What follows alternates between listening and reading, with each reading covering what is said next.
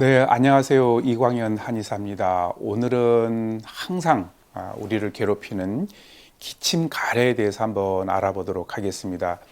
이 기침이라고 하는 것은 외부에서 들어온 이물질이 폐로 들어가지 못하도록 막아주는 중요한 신체 방어 기능의 하나로서 흡입된 이물질이나 기도의 분비물을 밖으로 배출해서 항상 기도를 깨끗하게 유지해주는 작용을 하는 것이 바로 기침이라고 생각을 하시면 되겠고요.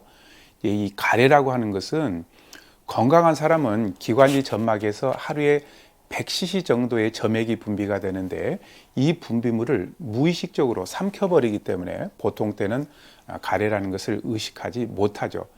그러나 기관지의 염증이나 장기간 흡연 또는 먼지 같은 이물질로 인해 가지고 기관지가 자극되게 되면은 정상보다도 더 많은 양의 점액이 분비되기 시작합니다. 그 결과 분비물이 100cc 이상으로 넘쳐나면은 저절로 삼킬 수 없기 때문에 자꾸 고이게 되는데 이것이 가래입니다. 기침은 크게 두 가지가 있는데요. 첫 번째는 가래가 없는 마른 기침이고 가래를 동반한 기침으로 나눌 수가 있습니다.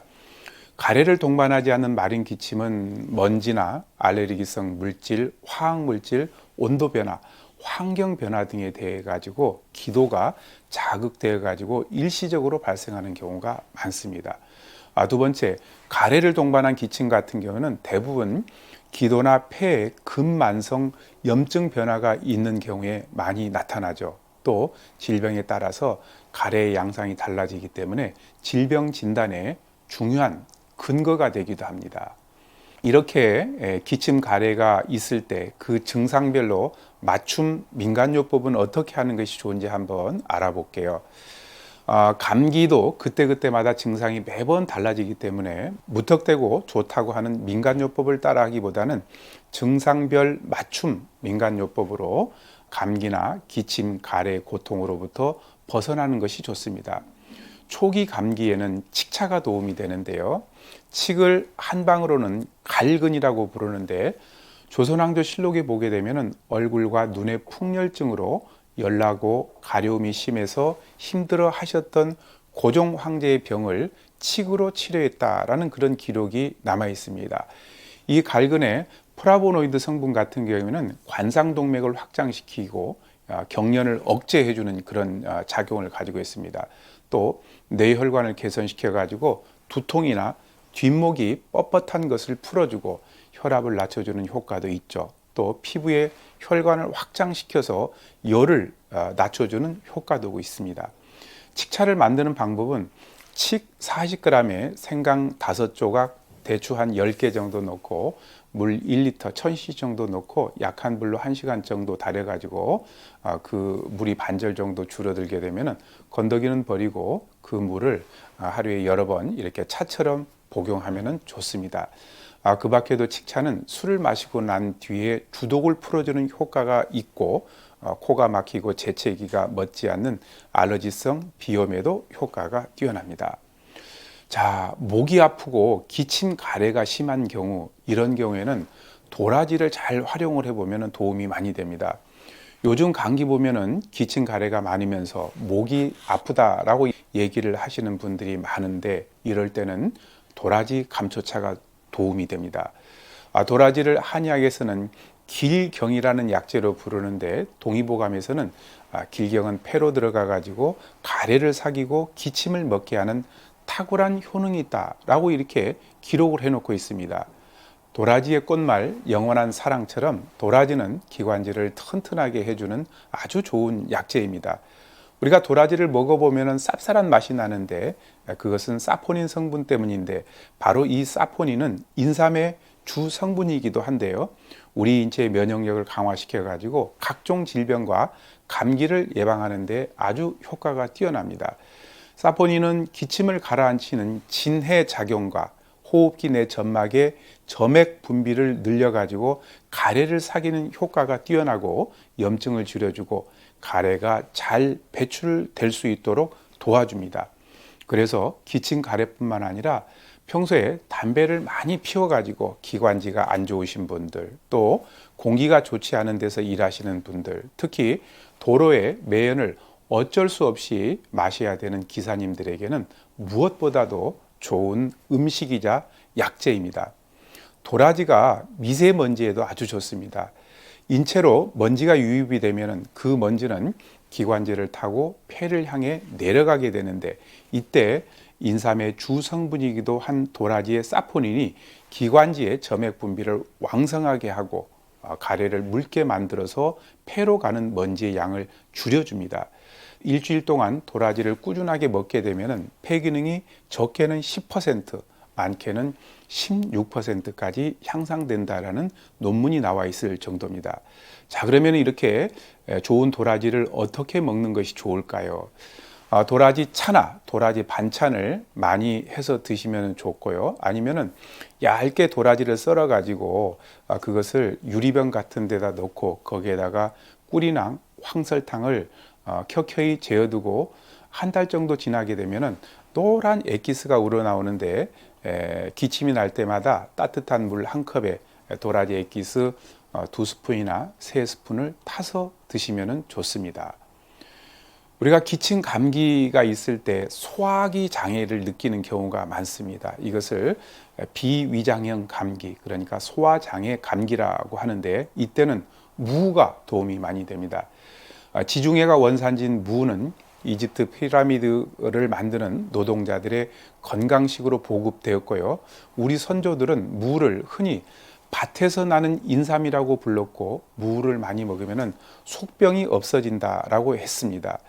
무는 수분 함량이 높고 비타민C가 많이 함유되어 있기 때문에 기관지를 보호하고 기침 가래를 진정시켜 줍니다.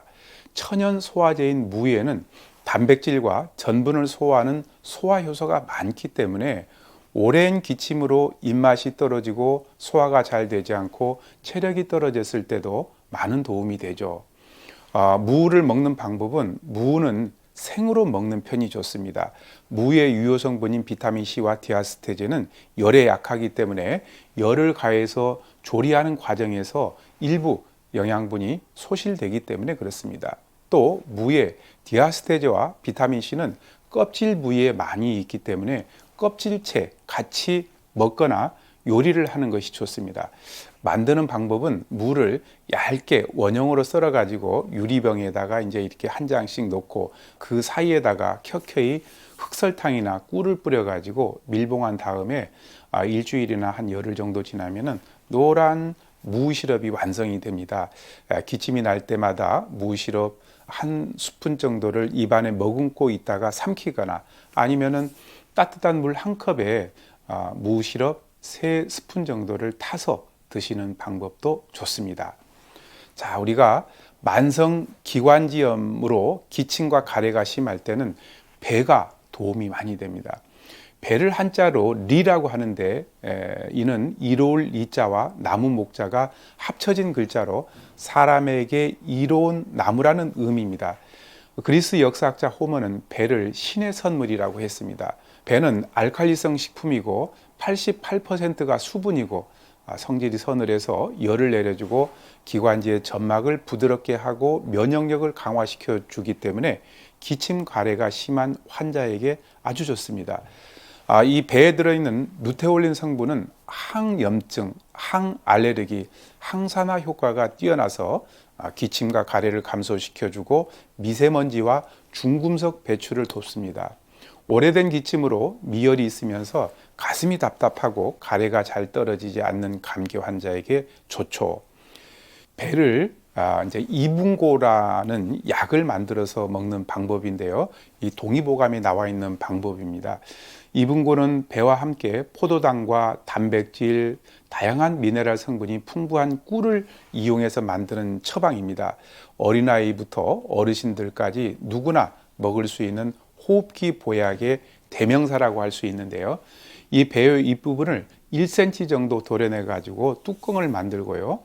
뱃속의 C 부분을 파낸 다음에 그 사이에 꿀을 가득 채우고 다시 뚜껑을 덮고 이 배를 은박지로 싸준 다음에 냄비에 넣고 배가 3분의 2 정도로 잠길 정도로 물을 부어 가지고 20분 정도 중탕을 합니다.